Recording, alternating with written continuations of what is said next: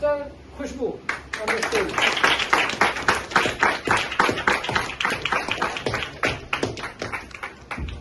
Toastmaster Khushboo, what would you choose? What would you choose, Toastmaster Khushboo?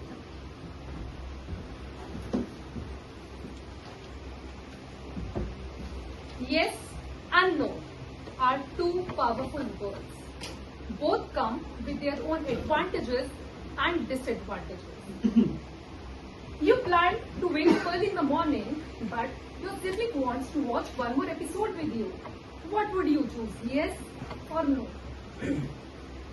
You are having a painful period cramp. All you want to do is lie down and rest. But your mother wants to help you her in the kitchen. What would you choose, yes or no? You finally sit down to read a book. Just then your friend calls and says, let's go out. What would you choose, yes or no? Good evening, fellow Toastmasters and dear guests. Good evening. Good evening. Back in 2018, I met this guy, Kabir, at a friend's party, and we hit it off instantly. And I started liking him a lot. We started talking more, and weekends became a thing. One day, I decided to confess my feelings to him. I was all set for it because somewhere I felt he feels the same for me.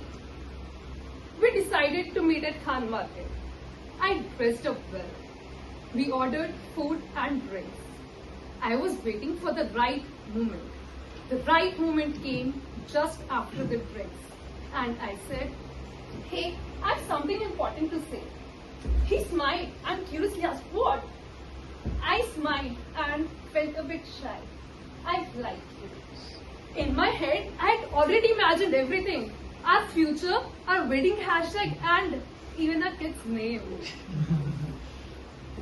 He looked at me with a blank face. No smile, no expressions.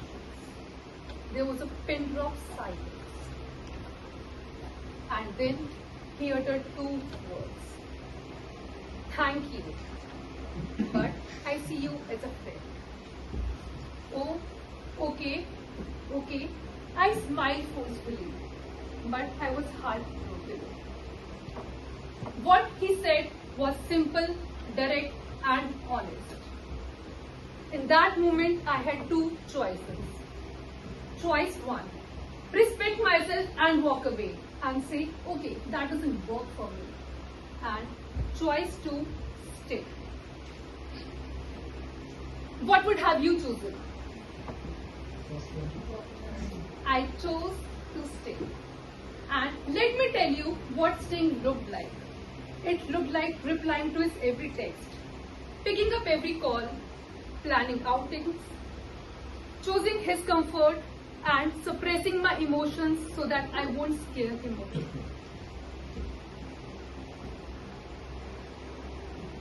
Every time my heart wanted more, my mouth said it's okay. My brain screamed, say no, respect yourself, walk away. But I entered a situation that had no depth, no future. Yes, I was suffering. Not loudly, but quietly. Yet I kept saying yes. Yes to half-hearted attention. Yes to undefined boundaries. Yes to something that existed fully only in my imagination. This pattern didn't stop here. In 2024, I was doing a corporate job when my colleague asked me for a favor. Khushboo, could you manage my project? I'm going on a 1 week's leave. It's important and I want someone to take over. I was already exhausted and overloaded with my work. But my mouth opened automatically and said, yes, of course. That week, I barely slept. I felt drained, cranky and irritated. Yet, once again, saying no felt heavier. When I couldn't manage both the works, I had to face the wrath of my boss. He called me and started pointing out my mistakes. I burst into tears and said, I cannot take this much. He calmed me down and understood me. He assign some of my work to other colleagues. That day, something shifted in me, and I realized saying yes to everything is self-betrayal. Sometimes back, Kabir texted me, "Hey, it's been long that we connected. I'm going through a rough patch. Can we talk?" I opened the message. My palms were sweating, hands shivering, heart racing. Inside me, there was two voices fighting. One said, "Call him, he needs me. This might be my another chance to be with him." Other said, "Don't call." And for the first time, I replied, "Hey, I hope things get better for you.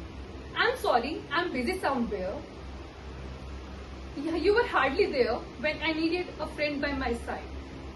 And you know what happened further? No drama, no fight, no judgment. Just a simple response. "Okay, I understand." My dear friends, no is not a rejection. No is a protection. It protects your time, your energy, and your mental peace. People may feel uncomfortable for a while, but in a long run, they understand. So, next time, when you have to wake up early in the morning, but your sibling wants to ask you to watch one more episode with them, say no. When you have to read a book, but your friend asks you to go out, say no. And when your mother asks you to help her in the kitchen and you are not feeling well, don't say no. Say, "I will help when I feel better," because saying no to your mother can be a little harmful. Thank you.